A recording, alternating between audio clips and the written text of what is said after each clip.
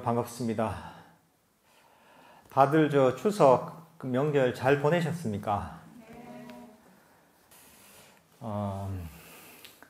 다들 뭐 이번에는 뭐 저 친척들도 보고 또 멀리 또 명절 때 놀러 갔다 오신 분들도 계시고 그런 것 같아요. 제가 여기서 보면 그 되게 이번 명절 때 이동이 되게 많았던 것 같아요. 그죠?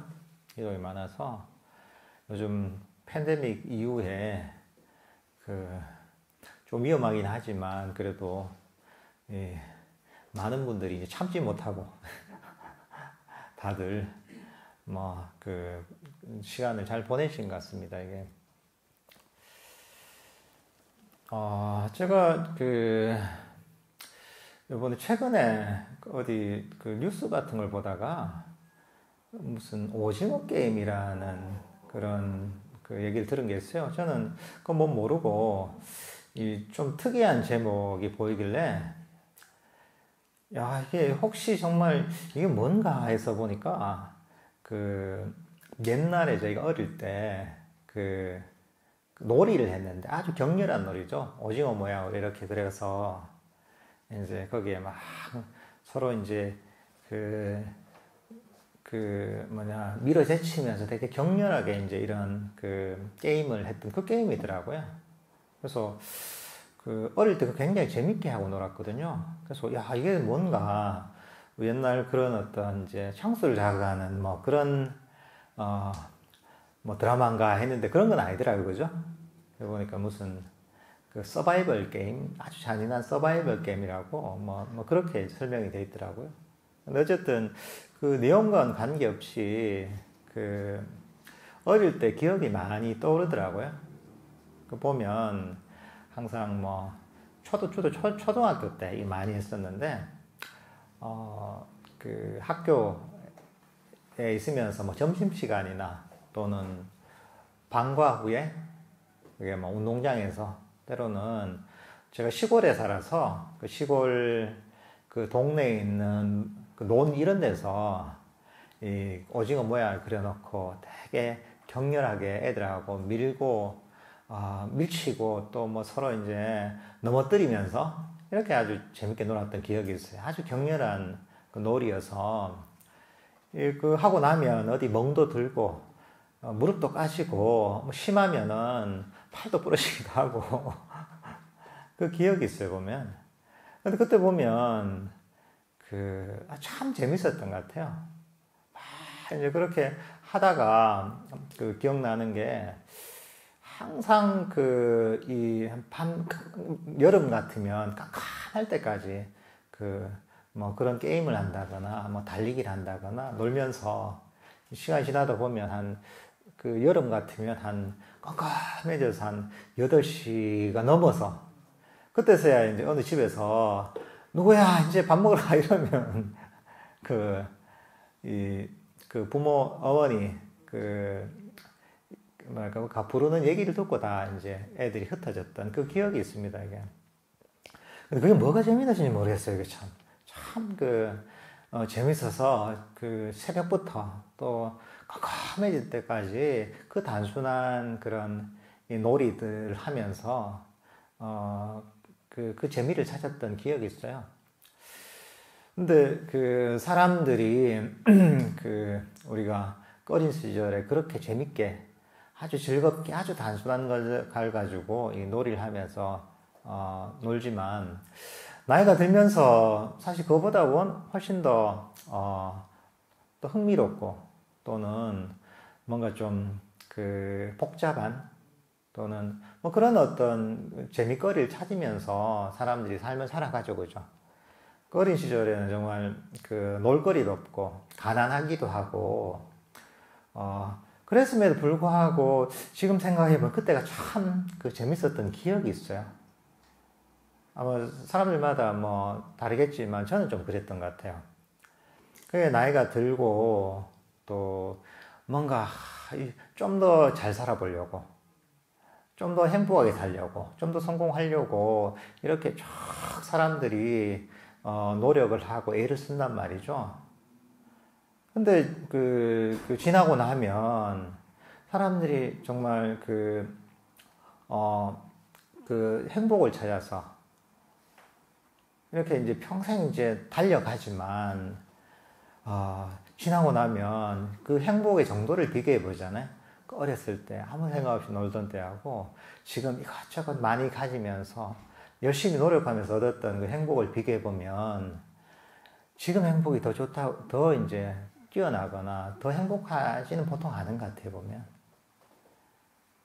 사람의 어떤 우리가 삶을 살아간 목적이 무엇인가를 잘 모르는 것 같아요.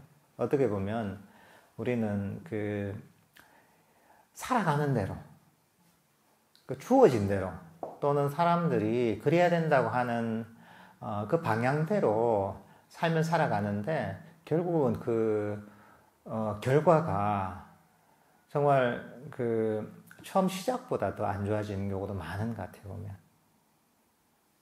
그래서 우리는 뭐 물질적인 어떤 이런 부분도 필요하긴 하지만,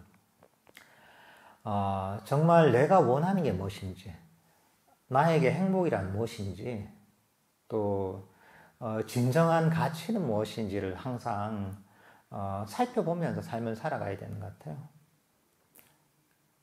우리나라가 엄청나게 잘 살게 됐잖아요, 그죠?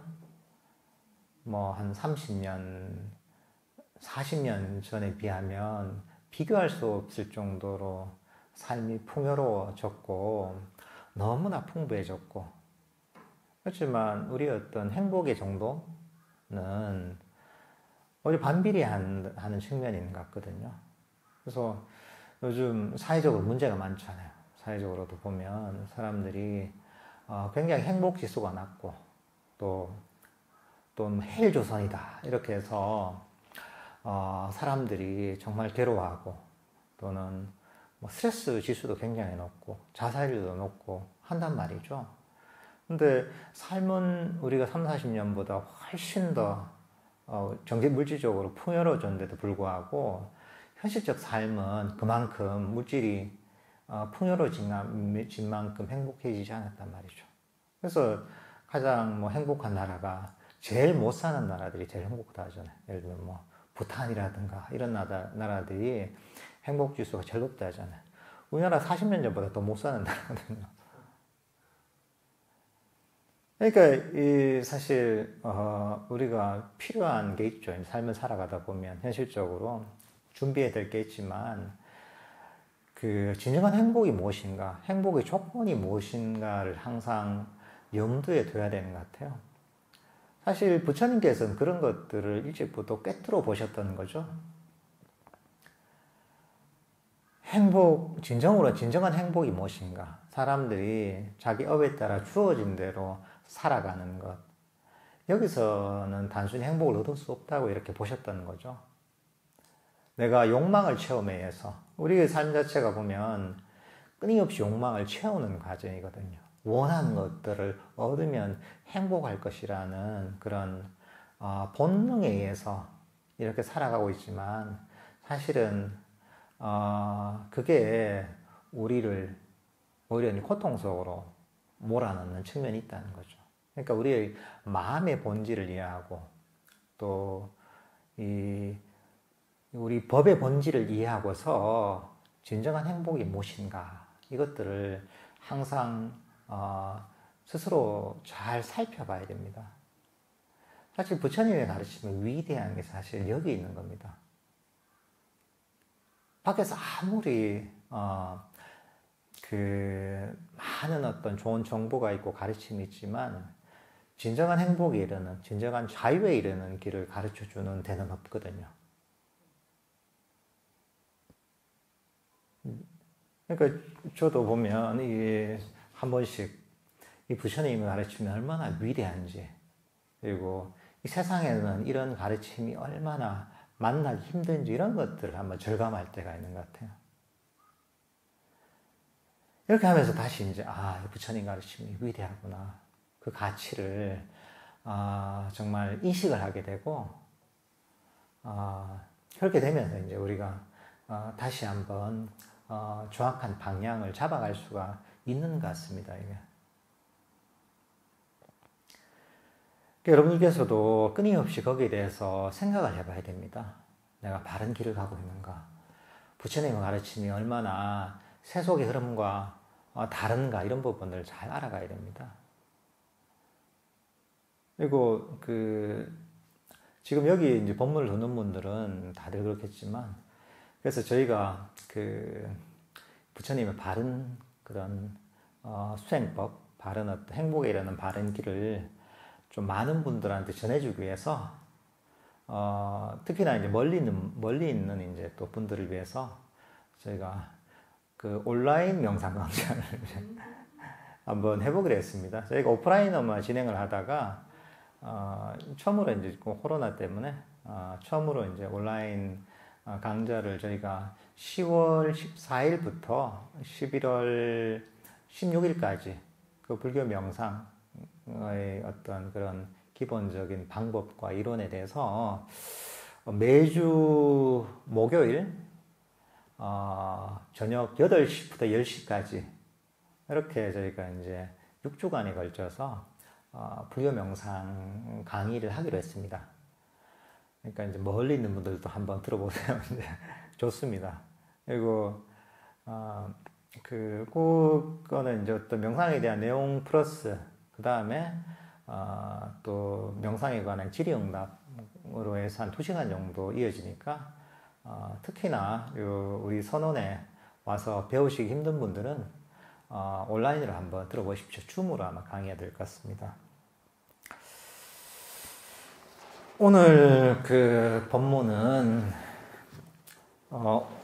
또 마치마 니까야를 가지고 한번 공부를 해보려고 합니다.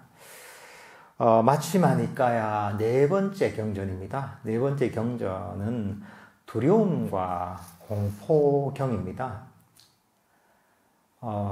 이게 어떤 경전인가 하면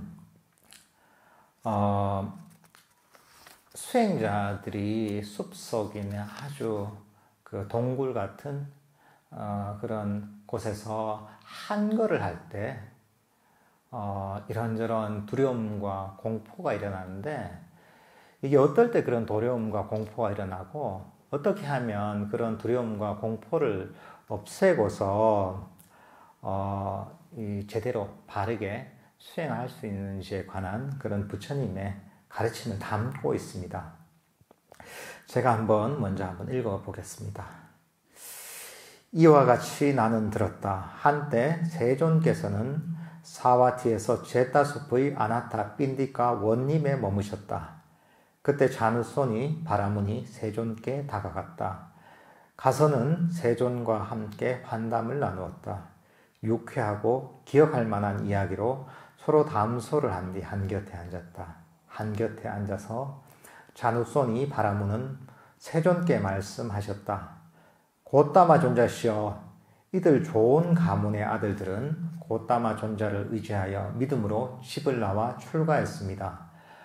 고따마 존자께서는 그들의 지도자이시고 고따마 존자께서는 그들을 돕는 분이시며 고따마 존자께서는 그들의 인도자이십니까? 이 사람들은 고따마 존자님을 본보기로 삼습니다. 부처님이 대답하십니다. 바라문이시여 그러합니다. 바라문이시여 그러합니다. 바라문이여, 이들 좋은 가문의 아들들은 나를 의지하여 믿음으로 집을 나와 출가했습니다. 나는 그들의 지도자이고 나는 그들을 돕는 자이며 나는 그들의 인도자입니다. 이 사람들은 나를 본보기로 삼습니다. 고따마 존자시여, 숲과 밀림의 멀리 떨어진 외딴 곳은 참으로 견뎌내기 어렵습니다. 한거는 행하기 어렵습니다. 혼자됨을 즐기기는 어렵습니다. 숲은 삼매를 얻지 못한 비고의 마음을 뺏어가 버린다고 생각합니다. 바라문이여 그러합니다. 바라문이여 그러합니다. 숲은 삼매를 얻지 못한 비고의 마음을 뺏어가 버린다고 생각합니다. 그러니까 자누손이 바라문이 이 서가모니 부처님을 뵙고 나서 한거에 대해서 질문을 합니다. 부처님 당시에는 숲에서 수행을 많이 했습니다. 숲이나 동굴이나 또는 노지 이런 데서 수행을 많이 했습니다. 이제 그러다 보면 사실 이 숲 같은 데가 굉장히 위험한 곳입니다. 우리가 지금은 이런 콘크리트로 된 건물에 지내고 있으니까 나를 위협할 게 별로 없잖아요. 그죠? 모기 정도? 그죠? 근데 거기 있다 보면 그 인도 당시에는 많은 어떤 야생 동물들이 위협이 되죠. 뭐, 야생 코끼리랄까, 또는 맹수들, 호랑이, 때로는 뭐, 뱀, 독충, 이런 것들이 항상 노출이 돼 있죠. 그리고 혼자 있다 보면은 무섭잖아요. 그죠? 밤에 숲에 혼자 있다고 생각해 보십시오. 야, 이게 누가 어디 야생 코끼리가 나를 밟아버리지 않을까? 또는 뱀이 나를 물지 않을까? 귀신이 나타나서 해를 끼치지 않을까? 온갖 생각이 다 드는 거죠. 그러다 보면 내가 삼매를 얻지 못한 상태에서는 온갖 생각이 다 나는 거죠. 온갖 걱정이 다 나죠. 여러분이 어느 금종구에 있는 영락공원에서 밤새 이제 좌선을 하고 있다고 생각해 보세요. 거기서 묘지 앞에서 다 앉아있다 생각해 보세요. 어떻겠어요? 온갖 생각이 나겠죠. 부시럭 소리가 나면 귀신이 나왔나 이런 생각이 들 수 있잖아요. 사실 우리나라에 또 과거에 굉장히 위험했죠. 그죠? 부산만 해도 범이 들어간 곳이 많습니다. 범내골, 범일동, 범천동. 다 범이 나왔던 데입니다. 호랑이가 나와가지고, 조선시대나 이럴 때는 뭐 호랑이에 많이 물려 죽었잖아요. 그러니까 이제 그런 곳에서는 항상 위협에 노출되어 있는 거죠.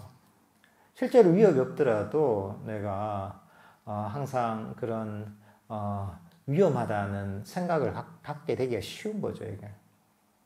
그러니까 이런 곳에서는 내 마음이 정말 안정되지 못하고 삶에 들지 못하면 쉽게 그 상황을 견디기가 힘든 거죠. 온갖 번뇌가 일어나는 거죠. 두려운 거죠. 두려움에 직면해서 착한 어떤 걱정거리들 또는 불편함들, 때로는 이런 위협들 때문에 마음이 안정되지 못하고 굉장히 긴장이 되고 이렇게 되는 거죠. 그러면 이제 그렇게 숲에 있다 보면 정신이 정말 제정신이 아니게 될 수도 있는 거죠, 이게. 그러니까 사실 한거가 쉽지 않은 겁니다, 이게. 그래서 부처님께서도 이 한거에 대해서 설명을 하십니다.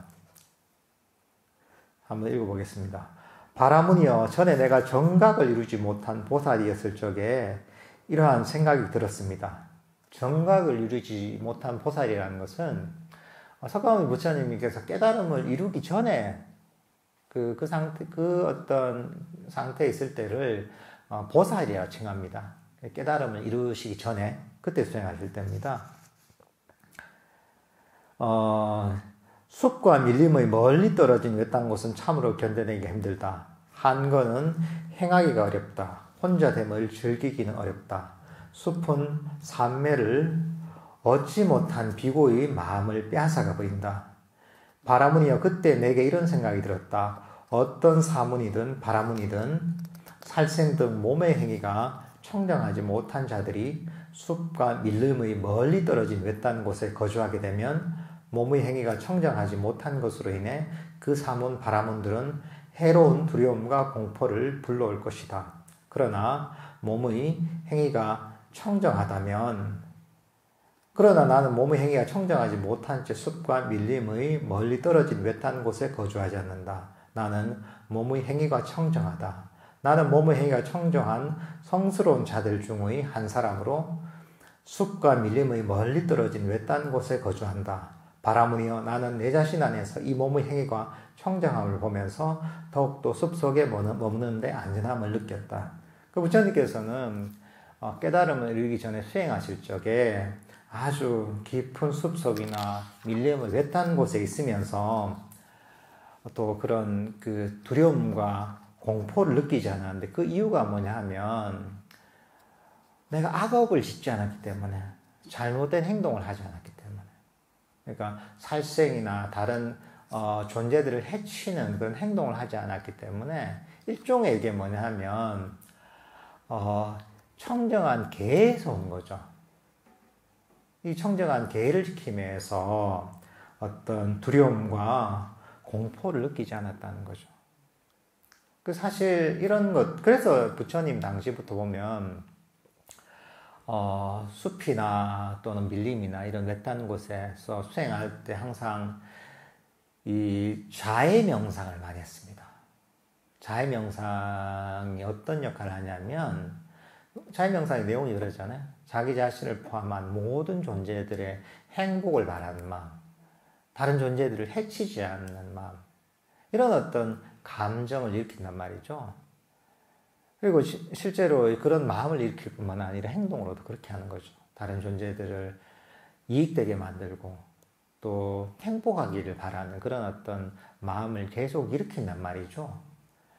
이제 그렇게 하다 보면 이런 이 자의 어떤 감정이 주위 존재들한테 전해지거든요. 전해지다 보면 내가 아주 오지 밀림이나 숲에서도 독사도 나를 물지 않고 이런 독충도 나를 물리지 않고 뭐 야생 동물들도 나를 해치지 않게 되거든요. 그래서 그 전통적으로 보면 그런 처음 가는 곳에 가면 자해 명상을 많이 했습니다. 이게.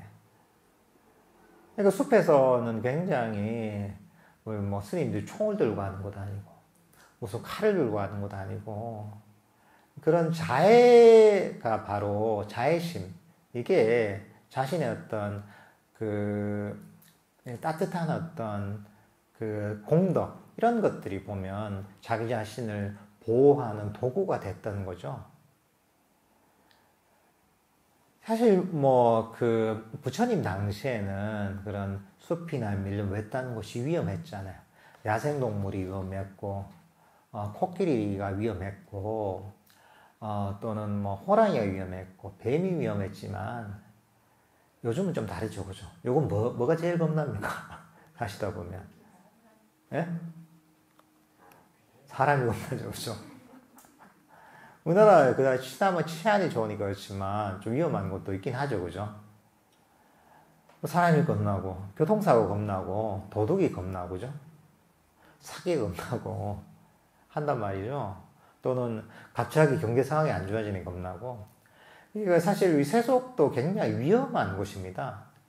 위험한 곳인데 접근하는 방식은 비슷합니다. 우리가 위험하다고 CCTV를 달고 도움이 되긴 하죠. 때로는 뭐 그 방범 장치를 달고 캡스를 달고 해서 우리 안전을 보호하긴 하지만 그것보다 더 확실하고 더 근본적인 건 뭐냐 하면 이런 자의심을 일으키는 겁니다. 자의 명상을 통해서 자기 자신을 포함한 모든 존재들의 행복을 바라는 어떤 그런 자의심을 일으키다 보면 주위 존재들이 잘 해치지 않게 됩니다. 자신을 또 보호해주는 그런 역할을 해줍니다. 그러니까 여러분들께서 어떤 두려움을 느낄 때, 그럴 때 자의 명상을 꾸준히 하다 보면 그런 것들이 나를 보호해주는 일종의 보호막과 같은 역할을 해줍니다, 이게. 그러니까 이제 평소에 이제 그런 어떤 이 자의 명상 같은 것을 통해서 자기 자신을 보호하게 되면 보호하는 그런 어떤 보호하도록 이렇게 이제 애를 쓰다 보면 두려움과 공포를 덜 느끼게 되죠, 이게. 이게 제일 자기 자신을 보호하는 길입니다, 이게. 그 다음 또 뭐가 있냐면, 이제 그렇게 되면 이제 이렇게, 숲과 밀림에 있어도 두려움과 공포를 느끼지 않는다. 그 다음 쭉 이어집니다. 말의 행위를 청정하게 한다거나, 그 다음 마음을 청정하게 만든다거나 또는 생계를 청정하게 하는, 그러니까 이제 우리가 행동과 또는 어떤 말과 마음 또는 생계, 우리가 삶을 살아가는 방식을 아주 청정하고 도덕적이고 남들한테 피해를 주지 않게 살다 보면 그거 자체가 보면 일종의 선업이잖아요. 그죠? 선업의 결과 우리가 두려움과 공포를 제어할 수 있다는 거죠. 이게 혼자 있어도. 그러니까 이게 개의 측면인 거죠. 개의 측면이 청정해야지 우리 마음이 안정이 되고 두려움과 공포가 없는 거죠. 많은 경우에 보면 스스로 마음의 불안감과 공포를 느끼는 원인 중에 큰 부분은 자기 자신의 삶을 살아가면서 후회한 게 많으면 그렇습니다. 우리가 죽음에 이르러서도 보면 내가 살면서 사람으로서 도리를 잘했고 내가 잘못이 없게 살았고 이렇게 보면 그런 분들은 보면 마음에 걸림이 많이 없어요. 보통 사람들도.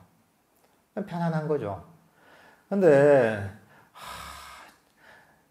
삶을 살면서 지은 죄가 많고 걸리는 게 많고 이러다 보면 죽을 때조차 공포를 느끼게 되거든요. 이게. 그러니까 이런 그 계를 잘 지키는 것, 어떤 이 행동과 말과 마음으로 이런 어떤 덕 있는 삶을 사는 것, 이게 또 우리에게 두려움과 공포를 없애주고 혼자서 한가하면서 수행할 때도 그런 마음을 평화롭게 만들어주는 그런 원인이 된다는 것이죠.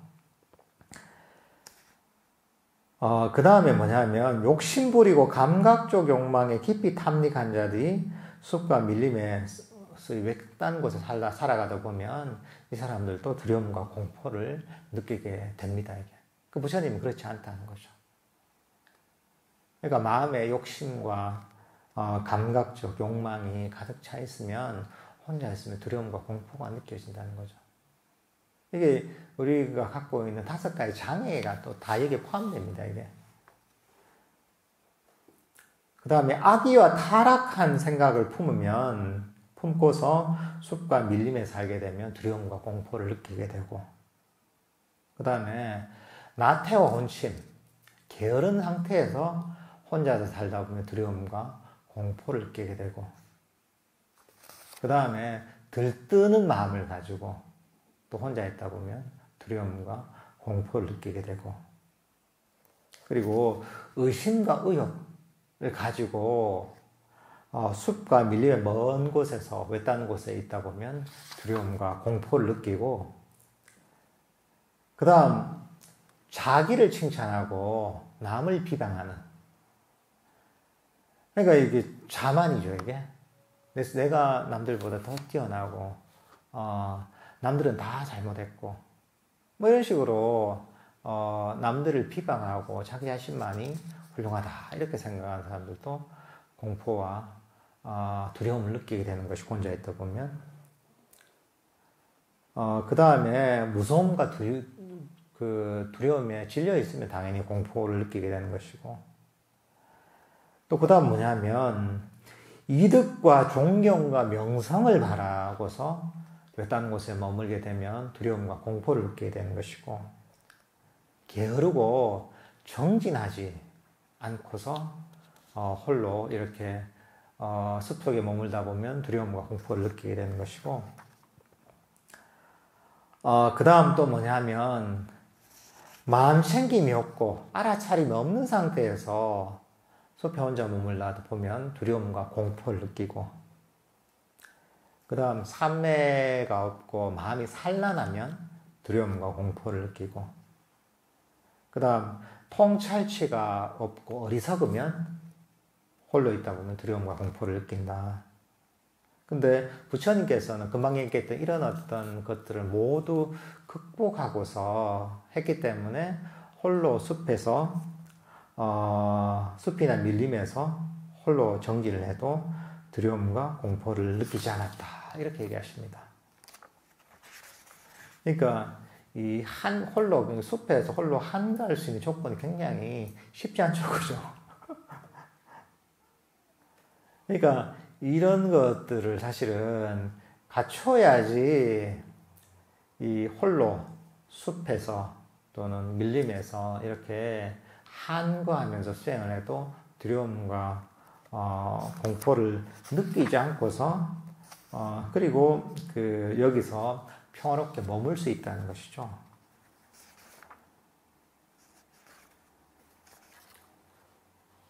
만만찮죠, 그죠?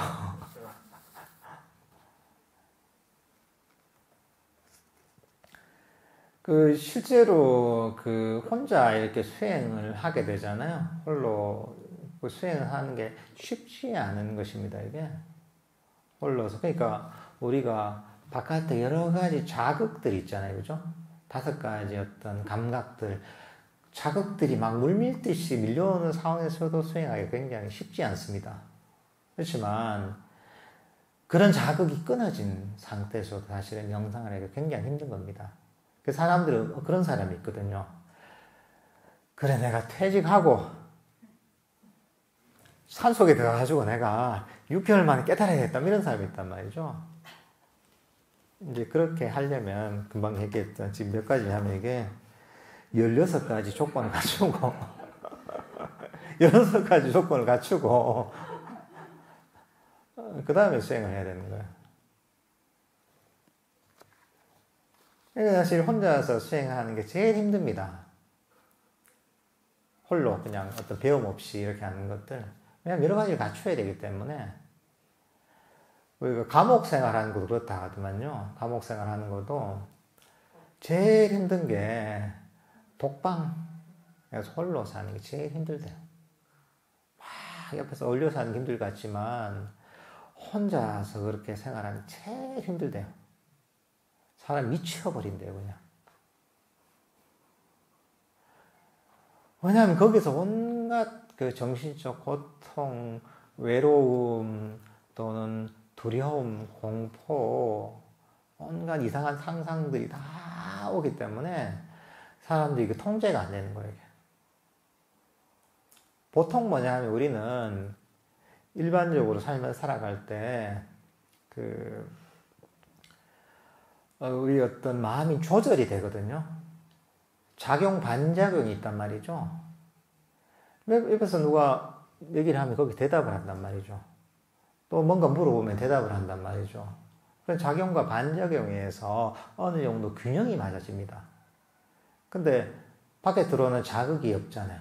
그리고 내가 어떤 말을 했을 때 여기에 대해서 반응을 해주잖아요. 그리고 뭔가 적절하게 대답을 해준다거나 적절하게 내가 하는 행동을 통제를 해준다거나 이런 게 없게 되면 사람이 뭔가 이제 조절이 안 되는 거예요. 조절이 안 되다 보면 이 정신이 온갖 데로 날아다니는 거예요. 그 감정이 통제가 안 되는 거죠. 그러니까 자기만의 어떤 이 세상을 많이 만들게 돼요.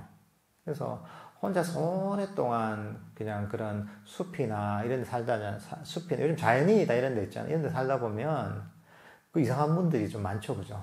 진짜 혼자 사는 분들은. 막 봉두난발하고, 정말 이 보통 사람들이 생각하지 않은 그런 이상한 생각을 하면서 살아가는 사람도 있단 말이죠. 그러니까 그 의식 세계에 가보면 통제가 안 되는 거죠. 그러니까 이런 어떤 한거의 효과를 누리기 위해서는 적절한 가르침과 준비가 사실 돼 있어야 됩니다. 짧게 이렇게 하는 건 괜찮죠. 이제 세속에서 벗어나서 일주일씩 수행한다, 보름 정도 수행한다, 이런 것들은 괜찮죠. 근데 너무 오랫동안 혼자서 이렇게 수행을 하다 보면 이 온갖 상상력이 뻗치면서 하나의 이제 새로운 정신세계를 만들어 버려야 돼요. 이게 이제 보통 정신이 좀 나가버리는 거죠. 이게. 그런 경우도 제법 있습니다. 이게. 그 다음 한번 읽어보겠습니다. 바라문이여, 그때 내게 이런 생각이 들었습니다. 보름 중의 14일과 15일 8일 밤은 상서로 날이 알려져 있다. 그런 날 밤 무시무시하고 소름 끼치는 동산의 탑전이나 숲의 탑전이나 밀림의 탑전 같은 그런 곳에서 내가 머물면 어떨까라고. 그러면 아마도 두려움과 공포를 볼 수 있으리라. 바라문이여 그 후 상서로운 날 알려져 있는 보름 중 14일, 15일, 8일 날 그런 무시무시한 곳에 머물렀는데 내가 머무는 동안 짐승이 오거나 공작새가 마른 나뭇가지를 부러뜨리거나 바람이 낙엽과 쓰레기를 흩날렸습니다. 바라문이여 그때 내게 지금 다가오는 이것이 두려움과 공포가 아닌가라는 생각이 들었습니다. 바라문이여 그때 내게 이런 생각이 들었습니다. 왜 내가 꼭 두려움을 기대하면서 머물러야 하는가? 내가 어떠한 자세를 취하고 있을 때 어떤 두려움과 공포가 다가오든 그 자세를 유지한 채 그 두려움과 공포를 물리치리라 했다. 이러면서 이제 부처님께서는 이 깨달음을 이루시기 전에 특별한 날에 여기 보면 14일, 15일, 8일 이렇게 나와 있습니다. 이게 보면 우리가 포살이라고 하죠. 포살, 인도에서 상서로운 날로 여긴 날이 있습니다. 전통적으로 보면 우리는 6제일이라고 해가지고 8일, 14일, 15일, 23일, 29일, 30일 이런 날 보면 그 8가지 개, 우리가 팔관제기 하잖아요. 그런 것처럼 살도운망주와 또 나머지 3가지 계율을 포함해서 이런 계를 지키면서 이렇게 이제 청정하게 이 하루를 보내는 그런 시간을 많이 가졌습니다. 인도에서부터 오는 전통이죠. 부처님께서 그런 날 아주 그 두려운 곳이 있잖아요. 으시시한 날, 귀신 나올 만한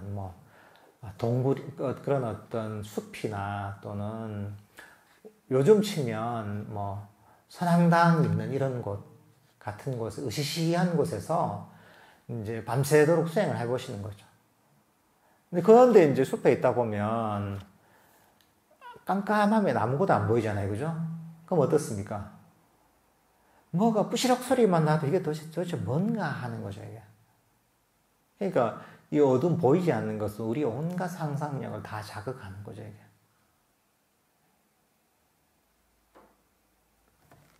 그러니까 이런 어떻게 생존 본능 같은 건데, 이런 어떤 두려움이 생기기 쉬운 거죠, 이게. 저도 옛날에 혼자서 숲속, 산중에서 깊이 수행할 때 보면, 이런 두려움을 느낄 때가 있죠. 제가 이 전라도 백양사 근처에 있는 토굴에 있을 때는 그 토굴이 굉장히 산중 깊이 있어가지고 좀 겁나는데요, 이게 보통 사람 같으면. 왜냐하면 거기는 차도 안 올라가고 다 걸어가야 되고 산중 깊이 있었기 때문에 실제로 거기 있다가 이제 겁나서 그냥 이제 살다가 나온 분들도 있더라고요, 보면. 근데 그 스님 얘기를 들어보니까 그런 얘기를 하더라고요, 내가 들어가기 전에. 야, 스님 여기 못 삽니다, 이게. 거기 대나무 숲이 있는데 내가 한 일주일 살다가 대나무 숲에서 애기가 울어가지고 나왔다는 거예요, 이게. 그래서 거기가 하여튼 며칠 살다가 나왔고, 그래도 나는 괜찮지 싶어서 이제 들어가서 살았는데, 처음에 잘 몰랐죠. 처음에는 며칠 사는데, 거기가 전기는 들어왔거든, 이게. 산중에서도. 그래서 전기가 약간 형광등은 들어왔는데, 잠을 자다 보니까, 번쩍번쩍거리는 거예요, 이게. 번쩍번쩍거리게. 이상하다. 왜 깜깜한데 왜 번쩍거릴까? 또 떠보면 아무것도 없어. 또 이제 가만히 눈 감고 이제 자면 또 번쩍번쩍거리는 거예요. 근데 그런 데는 그런 얘기가 많이 있거든요. 귀신이나 약간 도깨비 같은 이런 것들이 보면 장난을 많이 친다 이런 얘기 많이 하거든요. 이런 산중에 있으면. 또 그런 얘기도 있어요. 도깨비 불 얘기도 있고 또 때로는 바람 불면 막 귀신들이 돌을 막 날려다닌다 이런 얘기도 있거든요. 그래서 이 뭔가 싶어가지고 눈을 감고 딱 감으면 다시 번쩍번쩍거리고 눈을 뜨면은 또 아무것도 없고 귀신이 장난을 치는구나 이제 이러고서 처음에 약간 겁이 났는데 모르겠다 하고 이제 그냥 며칠 지나서 괜찮은데 어느 날 눈을 뜨고 있었어. 그냥 불을 끄고 그러다 보니까 이제 형광등이 보면 오래돼가지고 꺼졌다 켜졌다 이러는 거예요. 이게 잠시. 그러니까 이제 온갖 생각을 다 해본 거죠. 이게 도대체. 근데 사실은 그게 형광등이 이제 뭐랄까 이제 전기 접촉이 안 좋아서 꺼졌다 켜졌다 이러는 거예요. 이게. 그러니까 사실은 이게 그 사람의 어떤 공포라는 것이 그런 거죠. 상상이라는 게 그런 거죠. 이게. 이제 거기 또 살면서 또 느꼈던 게 뭐냐면 실제로 이런 게 많아요. 여기도 보면 뭐 공작새가 소리를 내거나 짐승이 소리를 내는데 거기는 그 야생 동물들이 많아요. 그러니까 야생 동물이 많으니까 밤 되면 온갖 소리가 다 나는 거예요. 특히 우리 지금 백수의 왕이죠. 우리나라에 그 멧돼지 떼가 뭐 이제 뭐 한 7-8마리가 막 주위에서 울글 막 거리는 거예요, 이게. 그러다 보면 이제 뭔 소리가 했는데 또 이제 나가보면 또 이제 멧돼지 막 설치는 거예요, 이게. 그러니까 이제 처음에는 이게 사람들이 보면 두려움 수가 있는 거죠. 근데 다 이게 이게 멧돼지구나 하고서 쟤들도 먹고 살아야지 이러면 그런 두려움이 없어지는 거죠, 이게. 살다 보면 하여튼 그 숲에 살다 보면 그런 두려움을 극복해야 될 시기가 있는 거죠. 근데 마음이 심약하다 보면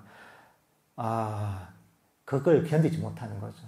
이 하나의 상상이 아까 제가 얘기했다시피 어떤 스님이 대나무 숲에서 나는 애기 울음소리를 듣고 이제 견디지 못하고 이제 거기서 뛰쳐나가신 것처럼 하나의 어떤 이제 숲속에서 보이지 않는 데서 뭐가 이상한 소리가 들리거나 이러면 혼자 있다 보면 그 상상이 계속 뻗쳐나가는 거예요. 그러니까 우리가 이 숲에서만 그런 게 아니라 세속에서도 다 그렇습니다. 우리 생각이나 감정에 완전히 휩싸이다 보면 사실 이것들을 놔버려야 되는데 이것을 끊임없이 쫓아가는 거죠. 쫓아가다 보면 그게 증폭이 되는 겁니다. 이게. 만약에 내가 저런 형광등에서 나는 그 불빛을 도대체 이제 뭔지 모르고 계속 상상을 하잖아요. 그럼 진짜 도깨비 불러 여기는 거예요. 귀신이 있구나 하면서 어느 순간 이제 되게 엄청난 두려움이 닥쳐올 수도 있는 것이고 하면서 그게 심야간 사람 같은 경우에는 굉장히 그런 정신적 데미지를 줄 수도 있거든요. 그러니까 사실 우리를 현재 해칠 수 있는 건 별로 없거든요, 이게. 특히나 이제 세속에 사는 분들 같은 경우에는 해칠 수 있는 게 뭐가 있습니까? 다 굉장히 안전한 곳에 살고 있어요. 다 보호된 상태에서 야생도 아니고. 그렇지만 우리를 해치는 거는 전부 마음의 문제란 말이죠. 감정의 문제란 말이죠. 그것을 잡고 가지 않고 놔버리면 우리가 거기에 휘둘리지 않는데 그것을 잡고 가면 거기에 완전히 휘둘리게 되는 거죠. 그게 이제 많이 휘둘면 휘둘릴수록 그게 엄청난 고통이 되는 거죠. 이게. 사실 우리가 인간으로 태어났다는 것 자체가 굉장히 큰 복입니다. 우리 이 지구가 우리 우주에서 보면 이렇게 생명체가 존재할 수 있는 별이 거의 없잖아요. 그리고 지구가 처음 생겨나서도 처음에는 불덩어리 같았잖아요. 근데 그 이후에 막 적절하게 공기도 생기고 이제 사람들이 살 수 있는 환경이 됐잖아요. 물도 있고. 그리고 역사 이래도 보면 이런 전쟁과 기근이 없고 또 사람들이 이 정도로 편안하게 살 수 있는 시기는 굉장히 적습니다. 이게 짧습니다. 이게. 우리나라에 보면 그 역사적으로 보면 2년에 한 번꼴로 전란이 있었다고 하는데 얼마나 평화로운 시기입니까? 이게. 거기다가 사람으로 태어났잖아요. 그 요즘 또 얼마나 우리나라가 잘 삽니까? 이게. 정말 이런 복을 타고날 수가 없는 거죠, 이게. 이런 기회를 잘 활용해야 되는 거죠, 이게. 확률로 보면, 그 부처님 말씀 틀린 말이 아니죠. 인간으로 태어나는 것 자체가 정말 희우한 일이고, 엄청난 공덕과 선업을 지어야 된다는 게 정말 맞는 얘기죠. 거기다가, 이렇게 불법을 만나고 수행할 수 있다는 것 자체가 엄청난 행운이 있는 거죠.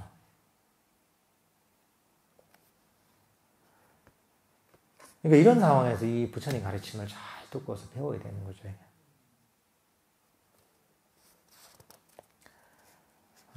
그 다음은 뭐냐면, 그 다음 또, 바라문이 어떤 바라문들은 밤인데도 이것은 낮이다라고 인식하고, 낮인데도 이것은 밤이다라고 인식합니다. 바라문이여, 나는 이를 두고 그들 사문 바라문은 어리석음 속에서 산다고 말합니다.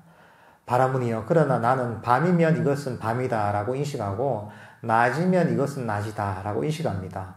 바라문이여, 누군가가 말하면서 어리석음이 본성을 초월한 분이 세상에 출현하셨으니 그것은 많은 사람의 이익을 위하고 많은 사람의 행복을 위하고 세상을 연민하고 신과 인간의 이상과 이익과 행복을 위한 것이다 라고 어떤 사람에 대해 바르게 말한다면 그것은 바로 나를 두고 그렇게 말할 때 바르게 말하는 것입니다. 여기에는 약간 어떤 경전의 맥락하고 조금 다른 얘기가 나오는데, 어떤 사문이나 바라문은 수행을 해서, 밤인데도 낮이라고 인식하고, 낮인데 밤이라고 인식한다. 이런 게 있습니다. 사실, 우리가 수행을 하다 보면 인식의 왜곡이 많이 생깁니다, 이게. 때로는 우리가 수행을 하다 보면, 깜깜한 밤인데 마음이 밝아지면서 대낮처럼 환할 때도 있습니다. 이게.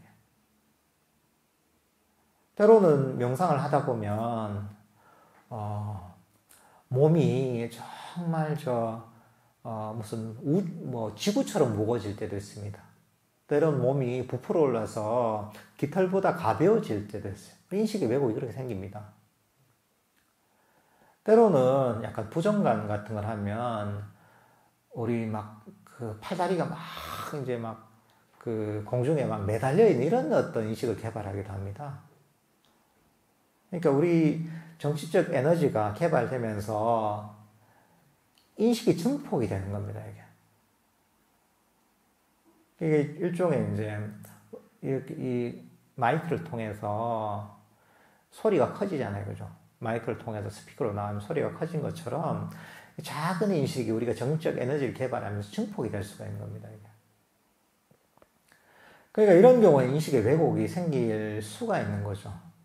그래서 우리가 명상을 하지 않아도 기도를 하거나 이런 분들도 보면 수행하다 보니까 관세음보살이 보이더라 이런 얘기도 많이 합니다. 관세음보살이 보이는데 관세음보살님이 광배로 번쩍번쩍하면서 빛을 내더라 이런 얘기도 합니다. 또 마미타 부처님이 또 빛을 내더라 이런 얘기도 합니다. 때로는 수행을 하다 보니까 지옥이 보이더라 이런 얘기도 합니다. 때로는 천국이 보이는데 그 천국의 정토가 그대로 눈앞에 나타나 이런 얘기도 합니다. 전부 다 보면 우리 인식이 우리 정적 에너지가 충전되면서 그 충전된 에너지가 하나로 일종의 증폭이 되면서 뭔가 이미지로 나기도 하고 느낌으로 나타나기도 하고 에너지로 나타나기도 하는 겁니다. 이게. 그러니까 수행을 하다 보면 사실 이런 현상이 나타날 수 있죠. 그렇지만 그런데 속으면 안 되는 거죠. 이런 것들도 단지 우리가 수행을 하다 보면 나타나는 자연스러운 현상이다. 그렇게 나타나다가 이제 곧 없어지죠. 근데 만약에 우리가 이런 어떤 경계라고 하죠. 이런데 빠지게 되면, 그 수행의 어떤 방향을 잃어버리게 되고, 결국은 수행이 중도에 멈추거나, 때로는 우리가 정말 광인처럼 될 수도 있거든요. 그러니까 자기 자신의 어떤 그 생각 또는 경험을 그렇게 믿으면 안 되는 거죠. 그러니까 우리는 어떤 것이 나타나든지 간에 놓아버려야 되는 겁니다. 이게 아무리 좋은 것이라도, 아무리 이상한 것이라도, 불쾌한 것이라도 이것을 끊임없이 놓아버린다면 우리가 잘못될 수가 없습니다. 이게. 그러니까 수행을 할 때도 이런 것들을 염두에 둬야 됩니다. 바라무니여 내게는 불굴의 정진이 생겼고 마음 챙김이 확립되어 잊어버림이 없었으며 몸이 경건하여 교란하지 않았고 마음이 집중되어 일념이 되었습니다. 그러니까 이 부처님께서는 그런 아까 16가지죠. 16가지 이런 장애를 극복하고 두려움과 공포를 극복하고 나서 그 다음 이것을 통해서 어떤 불굴의 정진과 마음 챙김이 확립되었고 삼매가 개발되기 시작했다. 이렇게 이제 부처님께서 얘기를 하십니다. 오늘은 지금 시간이 벌써 다 돼서 이 정도로 하고 다음 시간에 마지막이니까 네 번째 경전 두려움과 공포경을 이어서 하도록 하겠습니다.